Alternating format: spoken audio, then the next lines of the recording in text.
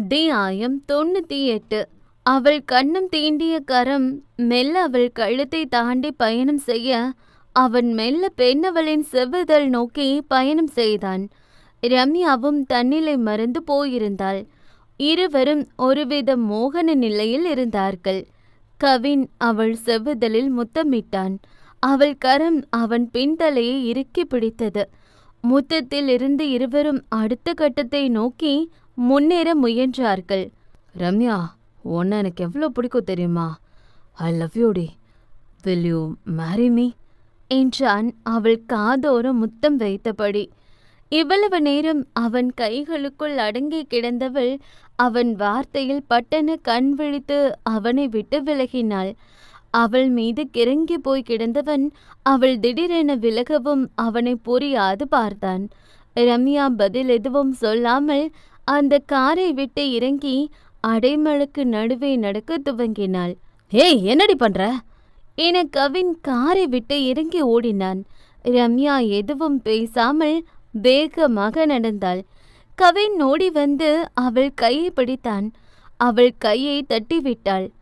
ஏன் இப்படி பண்ற? காருக்கு வா. இல்ல, நான் வரல. ஏன்?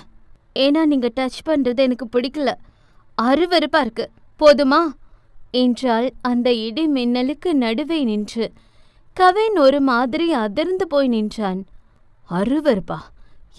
என்ன பேசுற? நம்ம இதுக்கு முன்னாடி கிஸ் பண்ணிருக்கோம், நீ மறந்துட்டியா? நம்ம லவ்வர்ஸ் தானே, இதுல தப்புன்னு இருக்கு? லவ்வர்ஸா என நக்கலாக சிரித்தாள். நம்ம லவ்வர்ஸ் தானே ரம்யா. நீங்க அப்படி நினைச்சுக்கிட்டா அதுக்கு நான் எப்படி பொறுப்பாக முடியும்? எனக்கு அந்த மாதிரி ஒரு எண்ணமும் இல்லை. பக்கத்தில் விழுந்த இடி அவன் இதயத்தில் விழுந்தது போல் இருந்தது கவினுக்கு. ஏன் இப்படி பேசுற ரம்யா?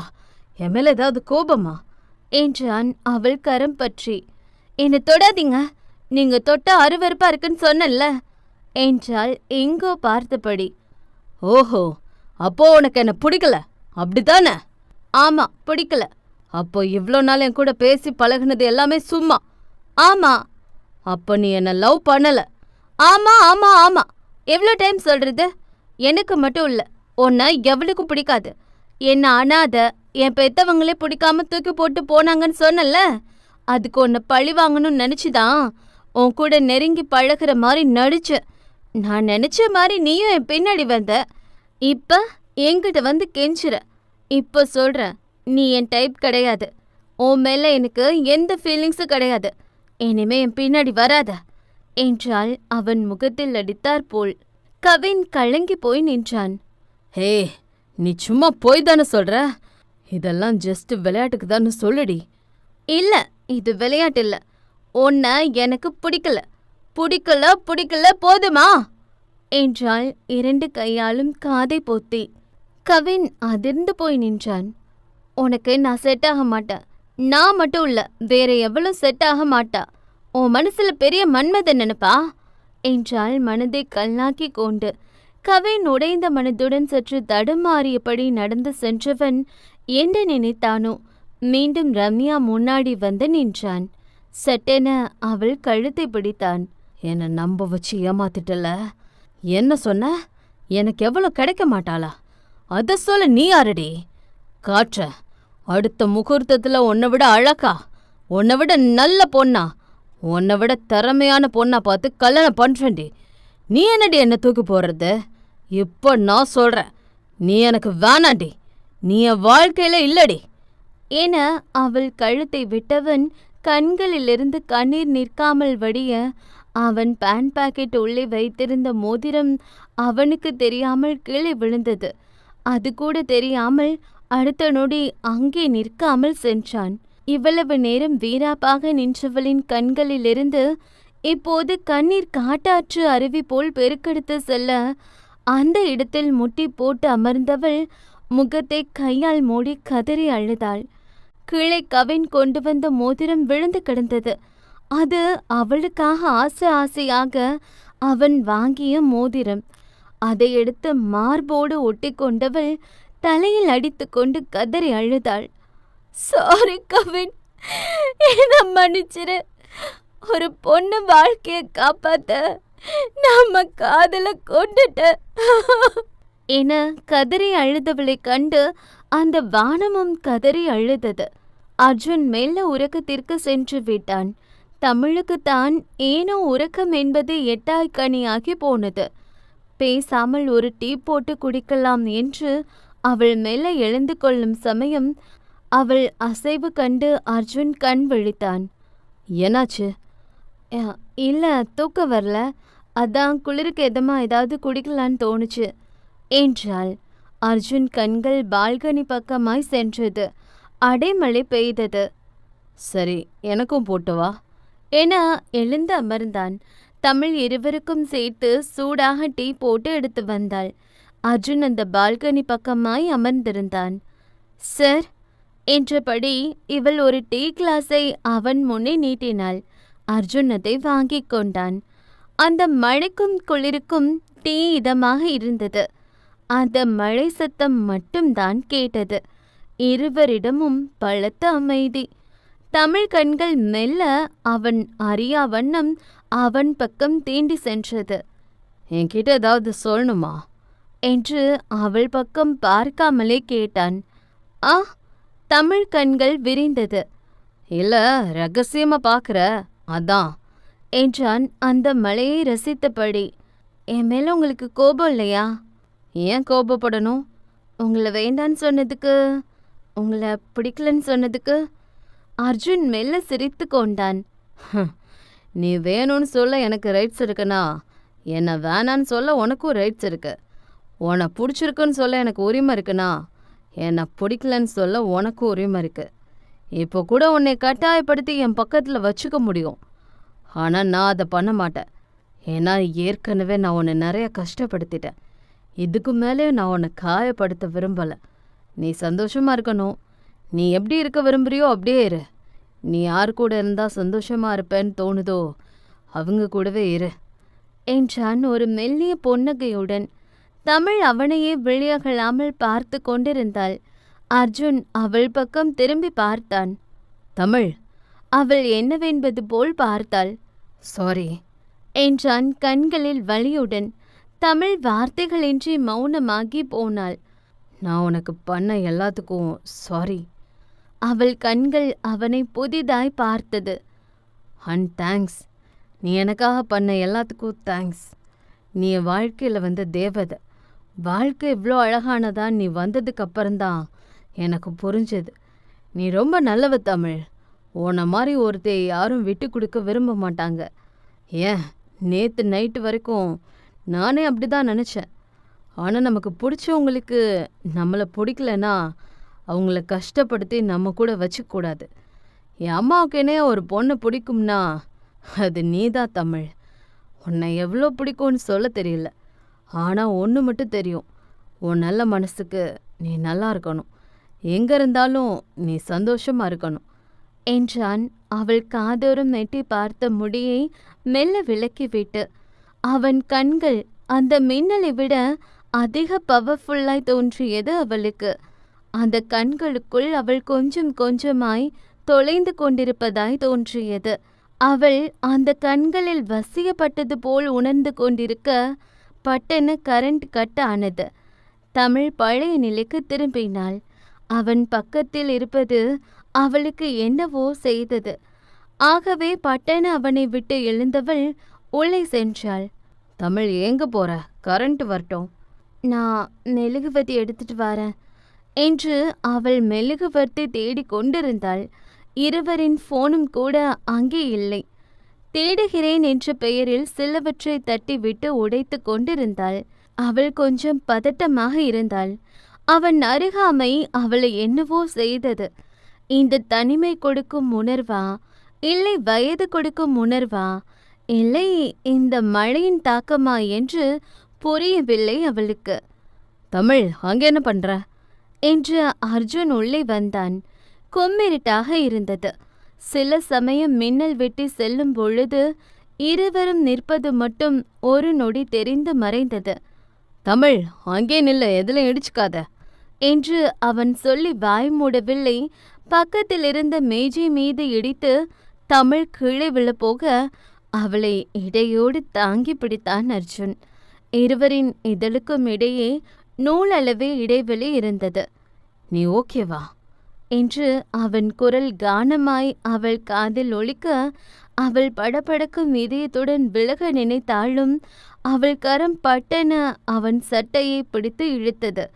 அவள் என்ன செய்கிறாள் என்று அவன் உணரும் முன்னே பட்டென அவன் இதழில் தன் இதழை பொருத்தினாள் தமிழ். அத்தியாயம் 99. இதுதான் அவள் கொடுக்கும் முதல் முத்தம். படிப்பில் கெட்டிக்காரியாக இருந்தாலும் திருக்குறளின் அந்த 3ஆம் பாலில் அவள் கொஞ்சம் தடுமாற்றம்தான். அவன் இதழோடு இதழ் சேர்த்தவளுக்குத்தான் முத்தமிட தெரியவில்லை. அவன் சிரித்தான். அவளுக்கு கடுப்பாக வந்தது. "என்ன சிரிப்பு?"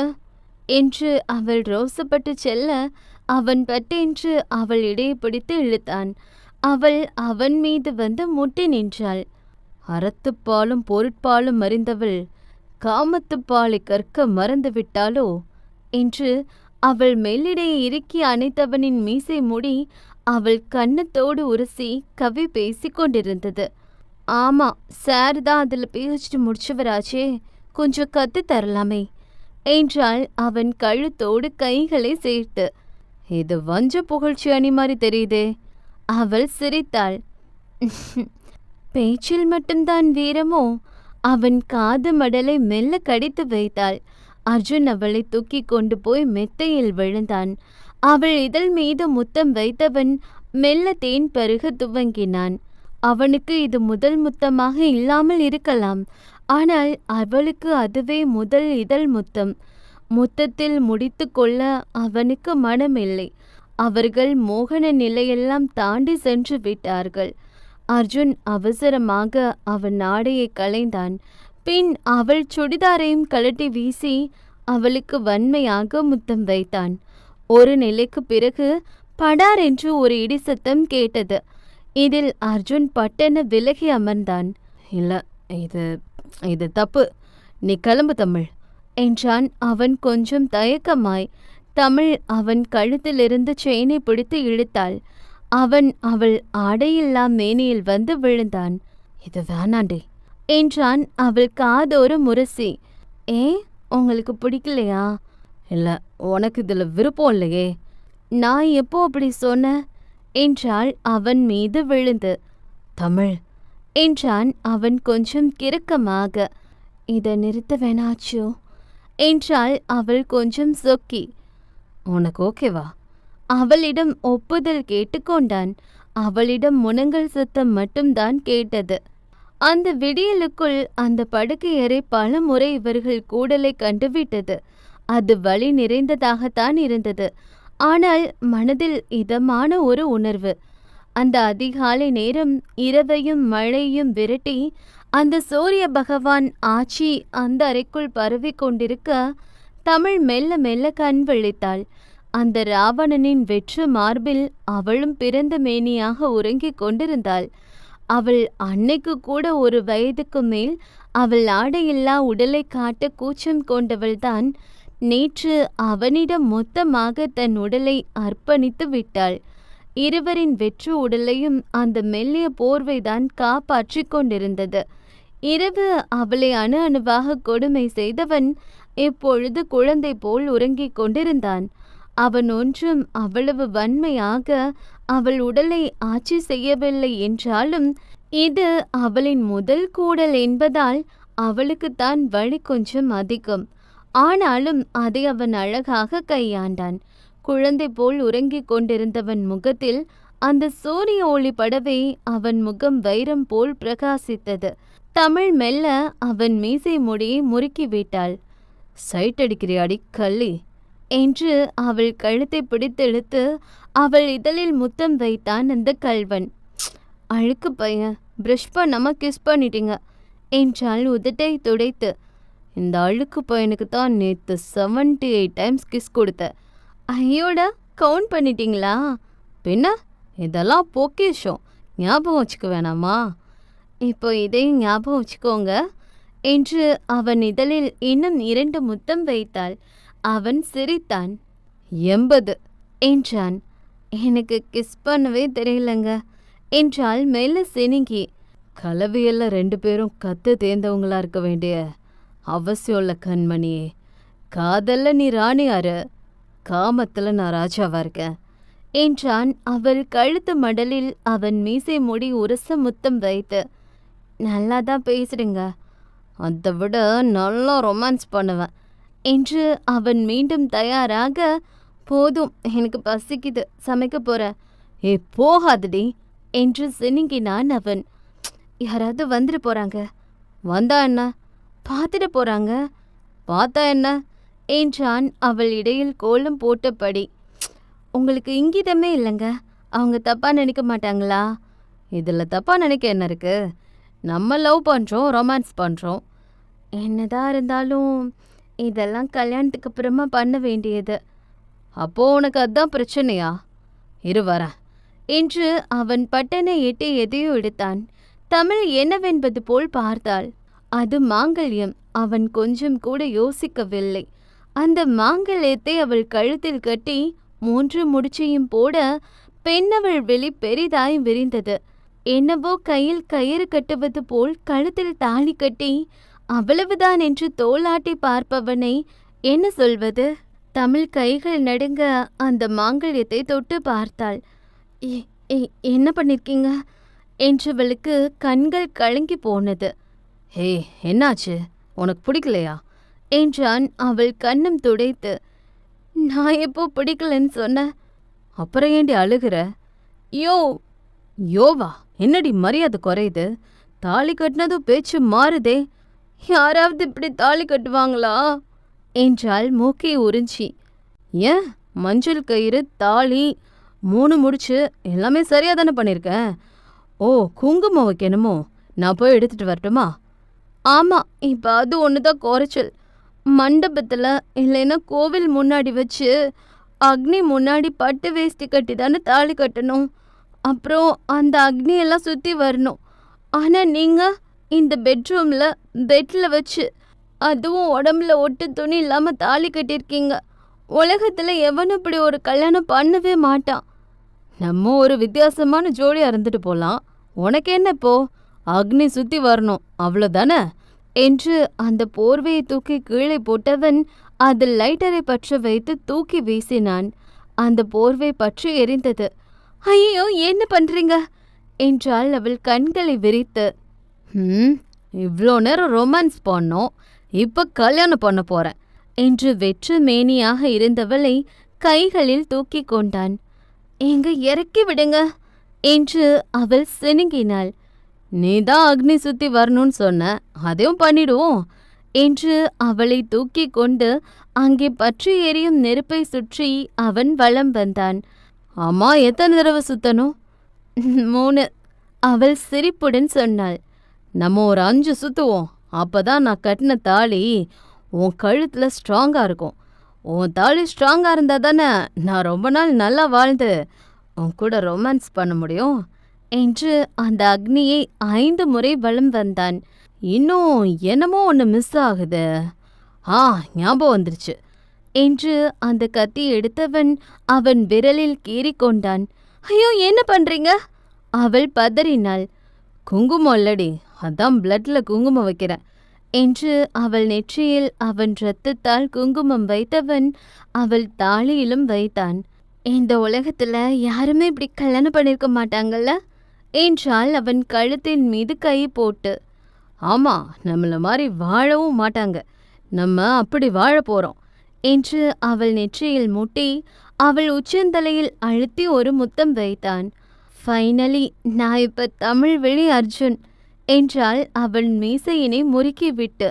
தப்பு. தப்பா? ஓ, ராவணன் மறந்துட்டனோ? அவன் இல்லை என்றான். அப்புறம்? ராவணன் அர்ஜுன் தமிழ்விழி. உன் பேருக்கு பின்னாடி மட்டும் இல்லை, இனி என் பேருக்கு பின்னாடியும் உன் பேர் இருக்கும் என்றான் அவள் கண்ணம் உரசி. இப்போ நமக்கு கல்யாணம் ஆயிடுச்சு. ஆமா என்றான் அவன் காதலாய். இப்போ என்ன பண்ணலாம்? இன்னொரு குட்டி ரொமான்ஸ் பண்ணலாம். அவன் காதை பிடித்து திருகினாள் அவள். இதே நினப்பு தானா? கல்யாணம் பண்ணால் எல்லாரும் ஃபர்ஸ்ட் நைட் கொண்டாடுவாங்க. நாம் ஒரு சேஞ்சுக்கு ஃபர்ஸ்ட் நைட் கொண்டாடிட்டு கல்யாணம் பண்ணியிருக்கோம். இப்ப ஃபர்ஸ்ட் டேவும் கொண்டாடுவோம் என அவள் இடையில் ஊர்வலம் சென்றது அவன் கரங்கள். புட பொறுக்கி என்று அவளை தள்ளிவிட்டு அந்த பாத்ரூம் உள்ளே ஓடிவிட்டாள் தமிழ். ஹே பொண்டாட்டி, கதவை திறடி, நம்ம சேர்ந்தே குளிக்கலாம். போடா. டாவா, என்னடி மரியாதை குறையுது? உள்ள வந்தா என்ன பண்ணுவேன்னு தெரியுமா? ஓஹோ, என்ன பண்ணுவீங்க? டாஸோன லிப்ஸை இழுத்து வச்சு கிஸ் அடிச்சிருவேன், பார்த்துக்கோ. போட பொறுக்கி என்று அவள் செல்லமாய் திட்டிக்கொள்ள இவன் அழகாய் வெட்கப்பட்டு சிரித்து கொண்டான். அத்தியாயம் 100. அந்த 3 நாட்களும் அவர்களுக்கு அவர்கள் வாழ்வின் மறக்க முடியாத பொக்கிஷமான நாளாகத்தான் சென்றது.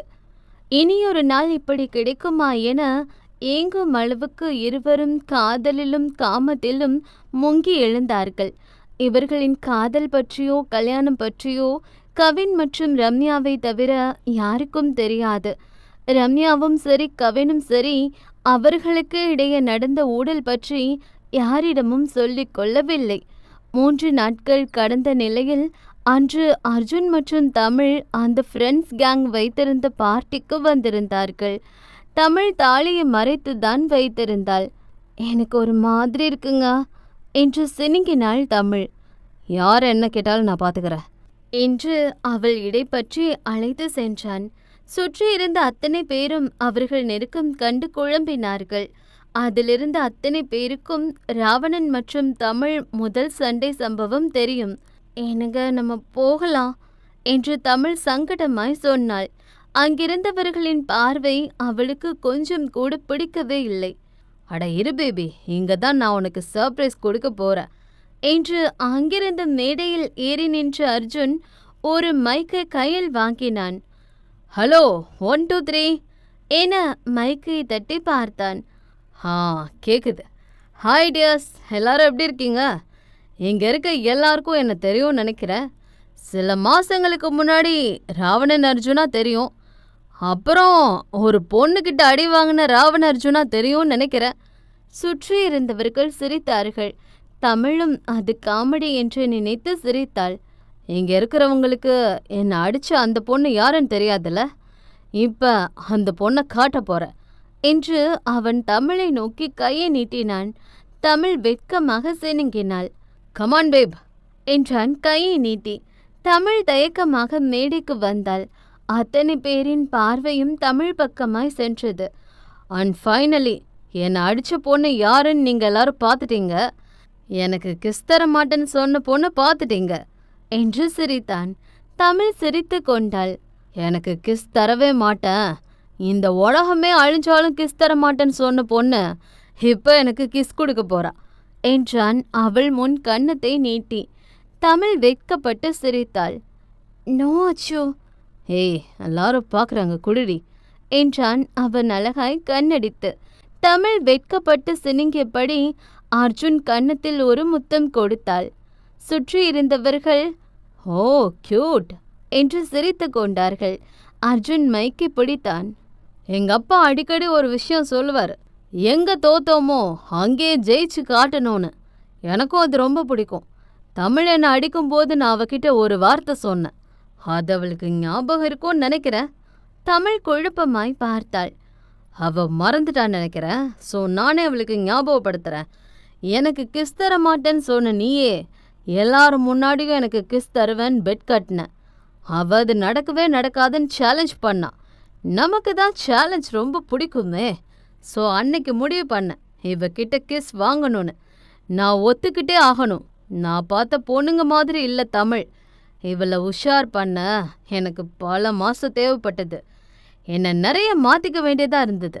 நிறைய நல்லவனாக காட்டிக்க வேண்டியதாக இருந்தது. நிறைய செலவு பண்ண வேண்டியதாக இருந்தது. நிறைய அடி வாங்க வேண்டியதாக இருந்தது. நிறைய பொய் சொல்ல வேண்டியதாக இருந்தது. நிறைய பேரை பகைச்சிக்க வேண்டியதாக இருந்தது. இதுக்கெல்லாம் அப்புறம்தான் ஃபைனலி நான் நினச்ச அந்த கிஸ் எனக்கு கிடைச்சது என்றான் தமிழை திரும்பி பார்த்து. தமிழ் ஒரு மாதிரி உடைந்து போய் அவனை பார்த்து கொண்டிருந்தாள். நான் பண்ண அந்த எல்லாமே அந்த ஒரு முத்தத்துக்கு ஒர்த்துதானான்னு கேட்டா என்று மீண்டும் தமிழ் பக்கம் பார்த்தவன், கண்டிப்பா ஒர்த்துதான் என்று கண்ணடித்து சொன்னான். அங்கிருந்தவர்கள் விசிலடித்து சிரித்தார்கள். இதுல இருந்து நான் என்ன சொல்ல வரேன்னா, உங்களுக்கு ஒரு விஷயம் கிடைக்கணும்னா நீங்க அதுக்காக எந்த எல்லைக்கும் போகலாம், எவ்வளோ வேணாலும் போராடலாம்.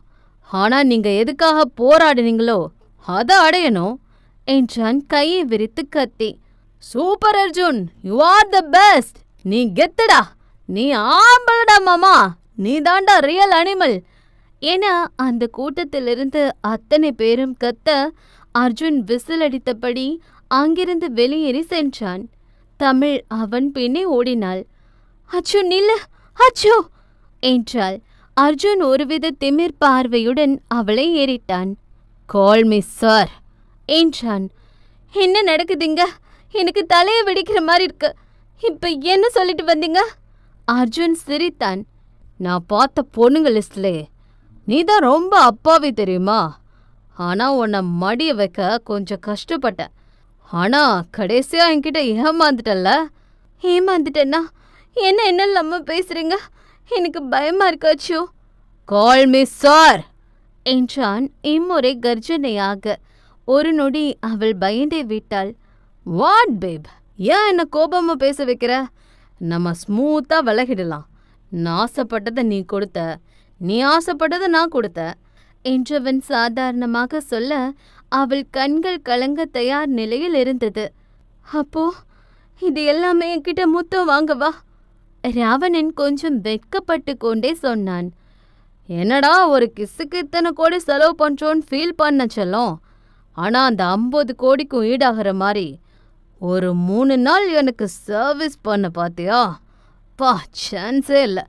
இந்த மாதிரி ஒரு சர்வீஸை எந்த பொண்ணும் கொடுத்ததே இல்லை என்றான் ஒரு மார்க்கமாக. தமிழ் கண்களிலிருந்து கண்ணீர் அருவியாய் கொட்டியது. சர்வீஸா? நான் உங்க பொண்டாட்டி, இப்படி பேச வெக்கமா இல்லையா என்றாள் அவள் உதடு துடிக்க. அர்ஜுன் கை தட்டி சிரித்தான். பொண்டாட்டியா? என்னை பார்த்தா அந்த கல்யாணம் 3 முடிச்சு பொண்டாட்டி இதெல்லாம் நம்புற ஆள் மாதிரி தெரியுதா என்ன? கமான் பேபி, நீ திடீர்னு கிஸ் பண்ணதும் நானே எதிர்பார்க்கல. ஒரு மாதிரி நல்லா இருந்தது. ஒரு நாள் ஜாலியா இருந்தா போதும்னு நினைச்சேன். ஆனா நீ மற்ற பொண்ணுங்க மாதிரி இல்லை, சம்திங் ஸ்பெஷல். என் கை பட்டதும் நீ சொக்கி போன. ஆனா அது எனக்கு பிடிச்சி போச்சு. அது இன்னும் வேணும்னு தோணுச்சு. ஆனா நீ என்னவோ பெரிய பத்தினி மாதிரி ரொம்ப பேசுன. எங்க அடுத்த முறை தொட விட மாட்டியோன்னு தான் அந்த மஞ்ச கயிறை உன் கழுத்துல கட்டுன. மற்றபடி நீ நினைக்கிற மாதிரி எந்த கன்றாவையும் இல்லை. இப்போ நீ எனக்கு போர் அடிச்சிட்ட. இந்த அர்ஜுனுக்கு எப்போவுமே யார்கிட்டையும் தோத்து பழக்கம் இல்லை. என்னை அடிச்ச உன்னை பழி வாங்கணும்னு நினச்சேன். அண்ட் ஃபைனலி அது நடந்துருச்சு. நீ ஒன்றும் ஸ்பெஷல் இல்லை, நீயும் மற்ற பொண்ணுங்க மாதிரி தான் என்று அவள் அருகே வந்தவன். நீயும் மற்ற பொண்ணுங்க மாதிரி தான். நான் தொட்டா உருகி போகிறேன். அது எனக்கு பிடிச்சிருக்கு என்றான் கண்ணடித்து. அவள் கண்களிலிருந்து கண்ணீர் நிற்காமல் வடிந்தது. நான் உங்க பொண்டாட்டி என்றாள் அவள் உதட்டை கடித்து. ஹே, இன்னுமாடி நீ இந்த காதல் கல்யாணத்தெல்லாம் நம்புற? இதெல்லாம் நான் உன்னை கவுக்க போட்ட பிளான். உன் மேலே எனக்கு அந்த மாதிரி எந்த எண்ணமும் இல்லை. கேவலம் ஒரு லோ மிடில் கிளாஸ் பொண்ணு ஒன்ன என் லவ்வரா பொண்டாட்டியா ஏத்துப்பேன் நினைக்கிறியா என்ன என்று கை தட்டி சிரித்தான். அப்போ இந்த தாலி பொய்யா என்றாள் அந்த மஞ்சள் தாலியை காட்டி. இவ நம்ப மாட்டா போலையே. என்ன பண்ணா நம்புவான்னு எனக்கு தெரியும் என்றவன் அவள் கொஞ்சம் கூட யோசிக்காத வகையில் அந்த தாலியை அறுத்து அவள் முகத்தில் வீச தமிழ் அதிர்ச்சியில் உறைந்து போய் நின்றாள். அவள் கைகளில் அந்த மஞ்சள் கயிறு விழுந்து கிடக்க அதிலிருந்த தாலி அவன் காலடியில் போய் விழுந்தது. இப்போ நம்புறியா இது உண்மை இல்லைன்னு என்று அவன் சொல்லி முடிக்கும் முன் அவன் கன்னத்தில் இறங்கியது தமிழ் கரம். அர்ஜுன் உதட்டை சுளித்தபடி அவளை நக்கலாய் திரும்பி பார்த்தான். சீ, பொறுக்கி நாய், ஏண்டா வாழ்க்கையை நாசம் பண்ண? ஏண்டா என்னை நம்ப வச்ச? ஏண்டா அப்படி பண்ண என்று அவன் சட்டையை பிடித்து உழுக்கியவளுக்கு அழுகைதான் வந்தது. உனக்கு நான் யாருன்னு காட்ட வேணாமா? உன்னை கதற வைக்க வேணாமா? அவன் முகத்தில் ஒரு வில்ல புன்னகை. தமிழ் கண்ணீரை துடைத்து கொண்டு அவனை நிமிர்ந்து பார்த்தாள். நான் ஏண்டா அழணும்? நீதான் அழணும். வயிறெறிஞ்சு சொல்றேன்டா, நீ நல்லாவே இருக்க மாட்ட. நாசமாதாண்டா போவ என்று மண்ணை வாரி இறைத்தாள். அர்ஜுன் இதழ் வெள்ளத்தனமாக விரிந்தது. என்ன பத்தினி சாபமா? இவ பெரிய போடி. என்னை பொறுத்த வரைக்கும் நீ ஒரு வேசி. இது என் கூட படுத்ததுக்கு என்று அவள் முகத்தில் சில பணக்கட்டை வீசி அடித்தான் அர்ஜுன். அத்தியாயம் 101. அந்த பொறுக்கிய நான் சும்மா விடமாட்டேன் என்று துள்ளிக் கொண்டிருந்தாள் ரம்யா. தமிழ் ரம்யா கையை பிடித்தாள். வேணாண்டி, விற்று என்றாள் கலங்கிய கண்களுடன். அவன் உன்னை சீட் பண்ணியிருக்கான். நான் அவனை லவ் பண்ணியிருக்கேன் என்றாள் அவள் விரக்தியாக சிரித்து. உன்னை எப்படி மச்சி அவனுக்கு கஷ்டப்படுத்த தோணுச்சு? அவன் கிடக்குறான் மச்சி. ஓ நல்ல மனசுக்கு நீ நல்லா இருப்ப என்று தோழியை அணைத்து கொண்டாள் ரம்யா. அப்பொழுது தமிழுக்கு அவள் அன்னையிடமிருந்து ஃபோன் வந்தது. ஃபோனை எடுத்து காதில் வைத்தவள் மறுபக்கம் சொன்ன விஷயம் கேட்டு துடித்து போனாள். தமிழ், என்னாச்சு? அப்பா சூசைட் அட்டென்ட் பண்ணிட்டாராம் என்று இருவரும் அவள் தந்தையை வைத்திருக்கும் ஹாஸ்பிட்டல் நோக்கி சென்றார்கள். அங்கே ஐசியூ வார்டு முன்னே காத்து கொண்டிருந்தார்கள் அவள் அன்னையும் தங்கையும். தமிழை கண்டு தாவி அணைத்து கொண்டார்கள். என்னாச்சு என்று விசாரித்தாள் தமிழ். மதிக்கு மாப்பிள்ளை பார்த்துருக்காராம். பையன் அகிலாண்டேஸ்வரி மூத்த பையனா. அவரை கட்டிக்கணும்னு மதிக்கிட்ட சொன்னாரும் அப்பா. அவன் மாட்டேன்னு சொன்னதும் அவர் விஷத்தை குடிச்சிட்டாரு என்று கண்ணீருடன் சொன்னார். மதி ஒரு பக்கம் அழுது கொண்டிருந்தாள். ரம்யா முகம் யோசனையாக விரிந்தது. பேஷண்ட் கண்ணு முழிச்சிட்டாரு, போய் பார்க்குறவங்க பார்க்கலாம் என்று நர்ஸ் சொல்லிவிட்டு செல்ல இவர்கள் தயக்கமாக உள்ளே சென்றார்கள். தமிழ் சற்று பயந்துதான் உள்ளே சென்றாள். அங்கே தமிழ் தந்தை மதி மற்றும் தமிழ் இருவரையும் வரும்படி அழைத்தார். இருவரும் தயக்கமாக அவர் அருகே போய் நின்றார்கள். நீங்க என் பொண்ணுங்க தானே? இந்த அப்பா என்ன சொன்னாலும் கேட்பீங்க தானே? இருவரும் தயக்கமாக ஆமா என்றார்கள். அப்போ உங்க 2 பேருக்கும் இன்னும் கொஞ்ச நாள்ல நான் சொல்ற பசங்க கூட ஒரே மேடையில கல்யாணம். இந்த அப்பா உயிரோட இருக்கணுமா இல்லையாங்கிறது உங்க முடிவில் தான் இருக்கு. இல்ல நீங்க இதை பண்ண மாட்டேன்னு சொன்னா அடுத்த நாள் என் பொணத்தை தான் பார்ப்பீங்க என்று கிட்டத்தட்ட இருவரையும் மிரட்டினார். இருவருக்கும் அதில் துளியும் விருப்பமில்லை. ஆனால் இருவரையும் மிரட்டி அந்த கல்யாணத்திற்கு சம்மதிக்க வைத்தார் அவர். அகிலாண்டேஸ்வரி அவர் சொன்னது போலவே ஜானுவை அந்த வீட்டு வாரிசாக ஏற்றுக்கொண்டார். அது மட்டும் இல்லாமல் கவின் அவர் சொன்னது போல் கல்யாணத்துக்கு சம்மதம் சொல்லிவிட்டான். கவின் கோபமாக அர்ஜுனை தேடி சென்றான். கவின் அவன் அறையில் கண் மூடி படுத்திருந்தான். உச்சக்கட்ட கோபத்தில் நண்பனை தேடி சென்றவன் அவன் கன்னத்தில் அறைந்தான். பொறுக்கி நாயே, நீ எல்லாம் மனுஷனா? நீ நல்லவன் நம்பன பாரு, ஏன் புத்திய செருப்பால் அடிக்கணும் என்றான் கோபமாக. அர்ஜுன் வாயில் வடிந்த இரத்தத்தை துடைத்தபடி மெல்ல நண்பனை திரும்பி பார்த்து சிரித்தான். சிரிக்கிற நீ என்று அவன் இரு கன்னத்திலும் மாறி மாறி அறைந்தான். டேய், நீ திருந்திட்ட நினைச்சு சந்தோஷப்பட்ட. ஆனா நாய் வாழை என்னைக்கும் நிமித்த முடியாதுன்னு காமிச்சிட்டு பாத்தியா? பாவோண்டா அந்த தமிழ். அந்த அப்பாவி பொண்ணு வாழ்க்கை நாசம் பண்ண உனக்கு எப்படி மனசு வந்துச்சு என்றான் கோபமாக. அர்ஜுன் நக்கலாய் சிரித்தான். நீ மட்டும் என்ன யோக்கியம்மா? அந்த ரம்யாவை லவ் பண்ணிட்டு இப்போ அம்மா சொன்ன பொண்ணை தானே கல்யாணம் பண்ணிக்க போற? நீ எல்லாம் என்னை பத்தி பேச என்ன ரைட்ஸ் இருக்கு? பொறுக்கி என்று ராவணன் முகத்தில் ஒரு குத்து விட்டான். அவன் மூக்கிலிருந்து ரத்தம் வடிந்தது. இன்னும் 1 வாரத்துல எனக்கு கல்யாணம். ஆனா நீ அங்க வந்துடாத. அப்புறம் உன்னை கொன்னுட்டு ஜெயிலுக்கு போக கூட தயங்க மாட்டேன். உன்னெல்லாம் சி என முகத்தை சொல்லித்தான்.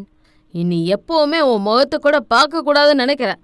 உன் முகத்துல முழிக்கிறது கூட பாவம்டா என கோபமாய் அங்கிருந்து சென்றவனை நக்கல் புன்னகையுடன் பார்த்து கொண்டிருந்தான் அர்ஜுன். சில வாரங்களுக்கு பிறகு அந்த கல்யாண மண்டபமே மக்கள் கூட்டத்தால் களை கட்டியது. சமர் மட்டும்தான் மாப்பிள்ளை கோலத்தில் முகமெங்கும் புன்னகையுடன் வலம் வந்தான். அந்த அக்னி குண்டலத்தின் முன்னே அமர்ந்திருந்தான் சமர். கல்யாண சந்தோஷம் அவன் முகத்தில் அப்பட்டமாக தெரிந்தது. மணப்பெண் அறையில் முகத்தில் எந்த பொலிவும் இல்லாமல் அந்த சிவப்பு வண்ண பட்டு சேலையில் ஜொலித்து கொண்டிருந்தாள் தமிழ். என்ன இருந்து என்ன, அவள் முகத்தில் சந்தோஷ சாயல் என்பதே இல்லை. இன்னொரு அறையில் அந்த தங்க வண்ண பட்டு சேலையில் ரம்யா கைப்பிடித்து கதறி அழுதாள் மதி. அக்கா, என்ன ஆனாலும் இந்த கல்யாணத்தை நடத்தி வைப்பேன்னு நீங்க எனக்கு சத்தியம் பண்ணிருக்கீங்க. அசோக் தவிர என் கழுத்துல வேற யாரு தாலி கட்டினாலும் நான் செத்து போயிருவேன் என்று ரம்யா காலை பிடித்து கெஞ்சி கொண்டிருந்தாள் மதி. மதி, என்ன பண்ற? இந்த கல்யாணம் நடக்கலைன்னா உன் அப்பா செத்து போயிடுவாருடி. இந்த கல்யாணம் நடந்தா நான் செத்து போயிடுவேன் என்றாள் அவள் உறுதியாக. பொண்ணை அழைச்சிட்டு வாங்கோ என ஐயர் சத்தம் கேட்டு அகிலாண்டேஸ்வரியும் சத்தம் கொடுத்தார். அக்கா, என்னால் அவரை மறக்க முடியாது என்று அவள் கையில் வைத்திருந்த விஷ பாட்டிலை எடுத்தாள். ரம்யா அதை வாங்கி தூரம் எறிந்தாள். லூசாடி நீ, என்ன காரியம் பண்ற? என்னால முடியாதுக்கா என்று கதறி அழுதாள் அவள். கீழே மணப்பெண்ணை அழைத்து கொண்டிருந்தார்கள். கீழே கூப்பிடுறாங்க மதி.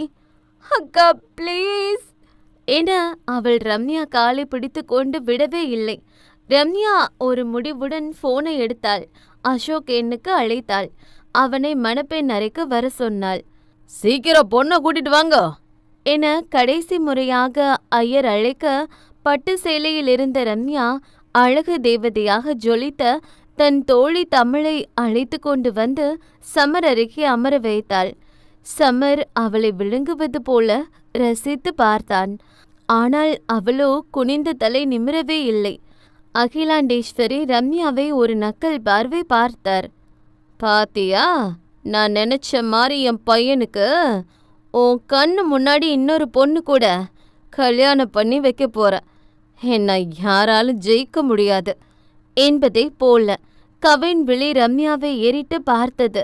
என்னமோ என்னை யாருக்குமே பிடிக்காதுன்னு சொன்ன, இப்ப பாருடி, உன் கண்ணு முன்னாடியே கல்யாணம் பண்ண போற என்பதை போல ஒரு நக்கல் பார்வை பார்த்தான். ரம்யா அமைதியாக இருந்தாள். அட, நல்ல நேரம் முடிய போகுது, சீக்கிரம் பொண்ணை அழைச்சிட்டு வாங்கோ என்றார் ஐயர் கடுப்பாகி. பெண்ணை தேடி சென்ற ஒரு பெண் மணப்பெண் அறையிலிருந்து கத்தினார். இங்க பொண்ணு இல்ல என்று. இதை கேட்டு கூட்டத்துக்குள் இருந்து ஒரு சலசலப்பு சத்தம்.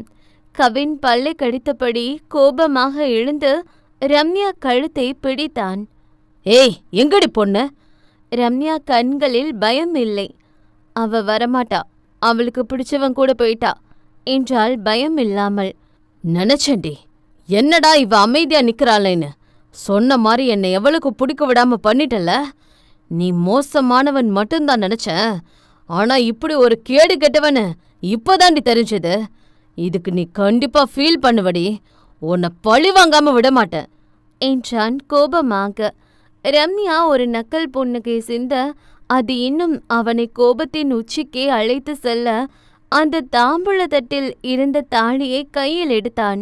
கவின், என்ன பண்ற என்று அகிலாண்டேஸ்வரி கத்திக்கொண்டு பக்கத்தில் வரும் முன்னே அத்தனை பேரின் முன்பும் வைத்து ரம்யா கழுத்தில் அந்த மாங்கிழத்தை கட்டி 3 முடிச்சு போட்டான். அவன் இப்படி செய்வான் என ரம்யா சற்றும் எதிர்பார்க்கவில்லை. அவள் அதிர்ந்த விழியுடன் அவனை நிமிர்ந்து பார்த்தாள். இனிமே தாண்டி இந்த கவின் யாரு, அவன் குணம் என்னன்னு பார்க்க போற. இந்த உலகத்துல நான் அதிகமா வெறுக்கிற பொண்ணே நீதாண்டி என்றான் வெறுப்பின் உச்சத்தில். ரம்யா அதிர்ந்த கண்களுடன் அந்த தாழியை தொட்டு பார்த்தாள். சரி, நம்மளாவது ஒழுங்கா தாலியை கட்டுவோம் என்று சமர் அந்த மஞ்சள் தாலியை தமிழ் கழுத்தின் அருகே கொண்டு செல்ல தமிழ் பட்டென மயங்கி சரிந்தாள். ஐயோ தமிழ் என ரம்யா கவின் என அனைவரும் பதறிக்கொண்டு தூக்கி நிறுத்த அங்கிருந்த டாக்டர் ஒருத்தர் வந்து தமிழை பரிசோதித்துவிட்டு ஒரு மாதிரி முழித்தார். என்ன டாக்டர் ஆச்சு? சமர் பதறிக்கொண்டு கேட்டான்.